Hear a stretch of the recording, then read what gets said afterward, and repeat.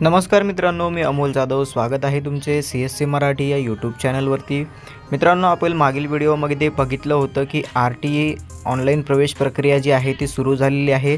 ज्याचा पहिला टप्पा म्हणजे शाळा नोंदणीचा जो पहिला टप्पा आहे तो सुरू झालेला आहे आणि याची शेवटची जी तारीख वाढवून देण्यात आली होती ती होती 31 डिसेंबर.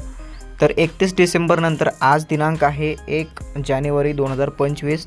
तर RTEची ऑनलाईन प्रवेश प्रक्रिया सुरू झालेली आहे की नाही हे आपण आजच्या या व्हिडिओमध्ये पाहणार आहे. ते पाहण्यासाठी आपल्याला Google Chromeमध्ये यायचं आहे आणि इथे आपल्याला RTE एवढं टाकून सर्च करायचं आहे.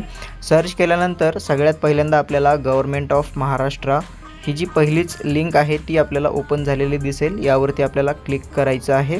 यावरती क्लिक केल्यानंतर तुम्ही अशा प्रकारे या वेबसाईटच्या होमपेजवरती येणार आहे. इथे आल्यानंतर आपल्याला ॲडमिशन प्रक्रिया सुरू झाल्यानंतर ऑनलाईन ॲप्लिकेशन ही जी टॅब आहे यावरती क्लिक केल्यानंतर इथे आपल्याला कुठल्याही प्रकारचं ऑनलाईन रजिस्ट्रेशन सुरू झालेलं दिसत नाही आहे.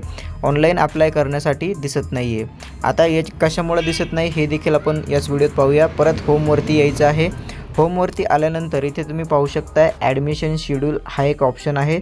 यावरती तुम्ही जसे क्लिक करता त्यानंतर इथे तुम्हाला अकॅडमिक इयर सिलेक्ट करायला विचारेल. इथे 2025-26 हे सिलेक्ट ठेवायचं आहे. ॲप्लिकेशन राऊंड या ठिकाणी तुम्हाला फर्स्ट हे सिलेक्ट ठेवायचं आहे आणि स्कूल सिलेक्शन लिस्ट या ठिकाणी तुम्हाला रेग्युलर सिलेक्शन लिस्ट हे सिलेक्ट करायचं आहे. एवढं केल्याच्यानंतर आता आपल्याला इथे स्कूल रजिस्ट्रेशन या टॅबच्या समोर तुम्हाला एक अजून नवीन तारीख बघायला मिळेल.